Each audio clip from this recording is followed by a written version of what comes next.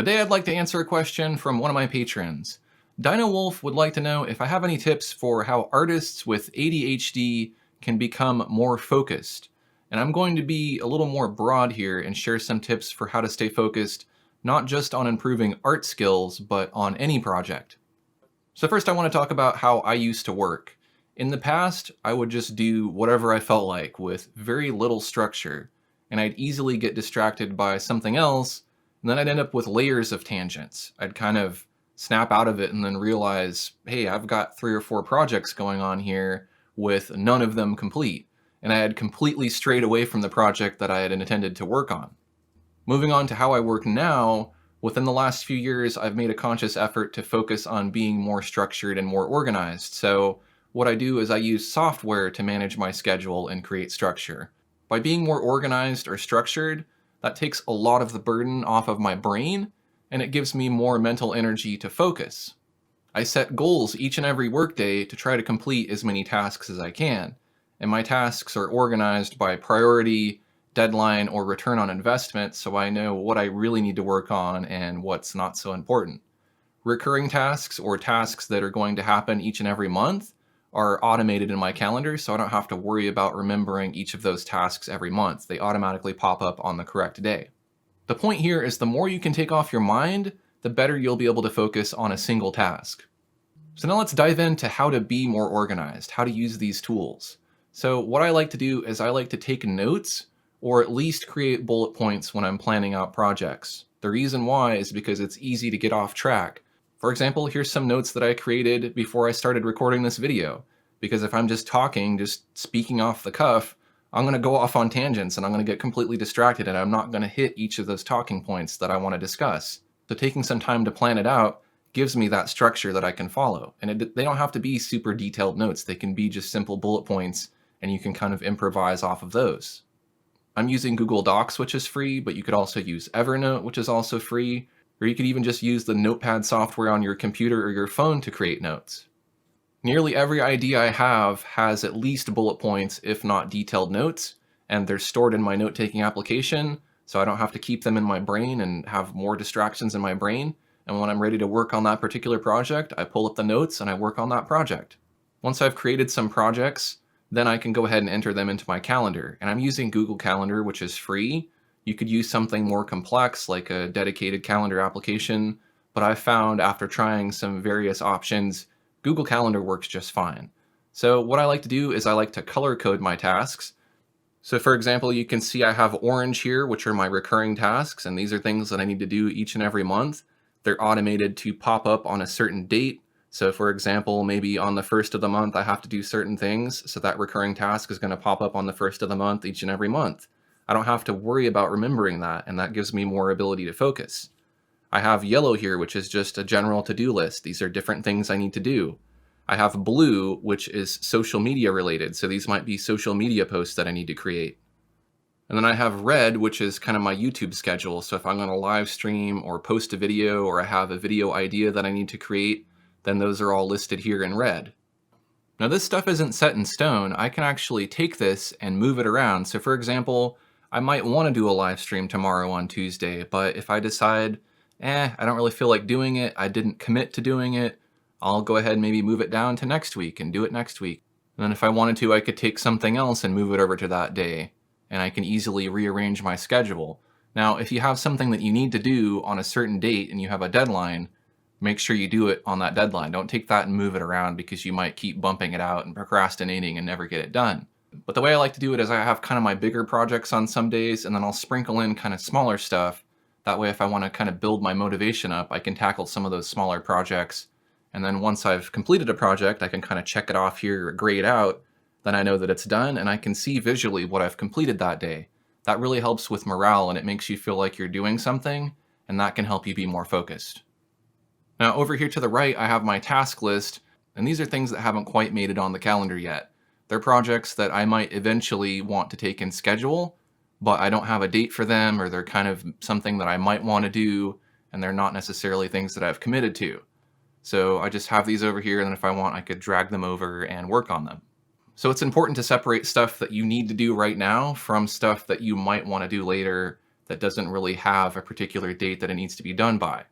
Now, these are just kind of more immediate tasks that I might want to do in the meantime, so they're integrated here into my calendar with Google Keep, but I have many, many, many more ideas that I want to work on, and I just don't have enough time to do them. So I store those in Trello, and Trello is just kind of a note-taking app, but it lets you take things and move them around between different categories. So here's an example of some ideas I have for YouTube videos.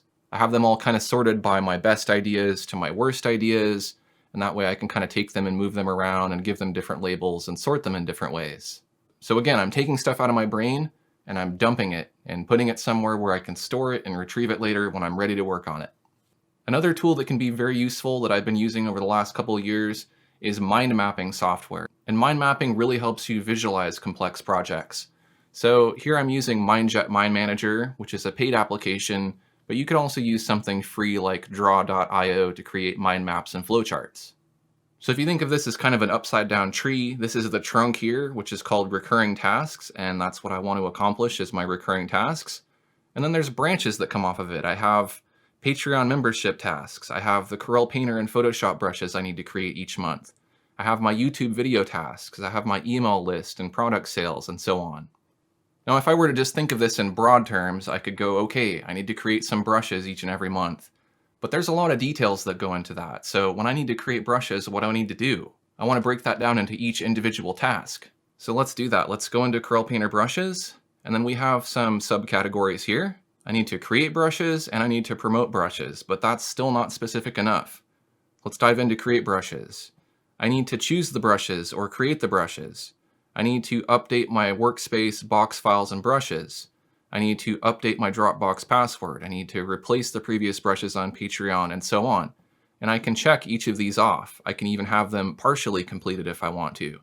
And that helps me go through and I make sure that I hit each point that I need to hit. And being able to see this helps me stay on track because I know each of the different individual tasks that I need to complete to be able to finish that project, and I can see what's done and what's not. When I want to promote brushes, I can see all the tasks that are involved in that. I need to create a brush demo image. I need to create a demo video. And then even within that, for creating my brush demo video, I know I need to record my video, edit it, upload it, add metadata, and so on. If we go into YouTube videos, you can see I have different YouTube tasks that I need to do. For example, when I'm posting a slower or real-time video for members on YouTube, I have the video selected that I want to work on here. Then I know I need to edit that video, upload it, link to it, and so on. If I were to try to remember all of this stuff in my head, all of the notes, all of the bullet points, all of the schedule stuff, all of the mind mapping stuff, that's just too much to remember, and it takes away from the focus that I could put into working on one single project and just completing that task. Here's another example of a project I planned out using mind mapping. I create courses for Corel Painter, so that's kind of the root or the trunk of my project here. And then this goes kind of in a chronological fashion where here's the beginning and it goes all the way to the end. So I need to plan the project, I need to promote it, I need to produce it, I need to launch it, and so on. And I can dive into each of these different categories and see if I'm going to plan this, I need an outline, I need a price, I need a release date, and so on.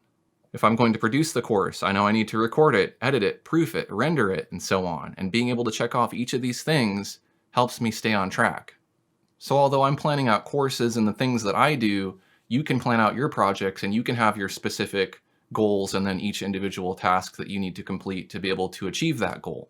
So if your goal is getting better at art, you can say, okay, today I'm going to work on anatomy and I'm going to break that down and say I'll start with the head, then tomorrow I'll do the nose, then after that I'll do the mouth, and so on. And if you need to break it down even more than that, then you can do that.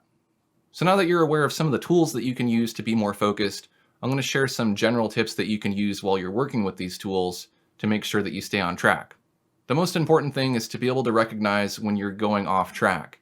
And it's okay to sidetrack a little bit, but if you feel you're really getting off track, it's best to just take notes of whatever you're getting sidetracked with. That way you're not getting into a new project. This is going to take up less time, and it allows you to just dump those thoughts out of your mind and get back to the project at hand. It's also very important to stick to your structure. Once the structure's there, follow it. Don't deviate from it. Don't ignore it. You can have some flexibility like I showed you with my calendar where I'll move things around to different dates just so I always have something to work on, and if there's something I don't feel like working on that day, I can move it to another day. But make it your goal to check off tasks each and every day. Another tip that can help you stay on track is to avoid any unnecessary multitasking. Don't be trying to do 3 or 4 things at once, because you're only going to be able to do a little bit of each of those things and you're probably not going to complete any of them. So just pick one thing and just focus on that one thing, then move on to the next one. If you've organized all of your tasks into a list like I've done, then you'll be able to see each of those tasks and you can check them off one by one. Now this is kind of obvious, but you also want to eliminate distractions. So put your phone on silent if possible. Get off of social media if it's not essential to what you're doing. For example, I deleted my Facebook account a while ago because it was just a distraction. I'd go and check Facebook every few minutes, and it would be a distraction from what I needed to do. Listening to music can be helpful, and it is for me sometimes, but if it's a distraction, turn the music off for a while. Do what you need to do and then turn it back on, and only use it whenever it's helpful and not when it's going to be a distraction.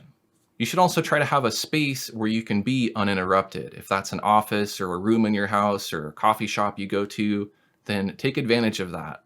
If you don't have a space where you can be uninterrupted, then you need to have a time where you can be uninterrupted so that you can work without people in your house distracting you. So there you go. Those are some tips I have for how to be more focused on your projects. If you found this information helpful, check out some of my other videos with advice for artists.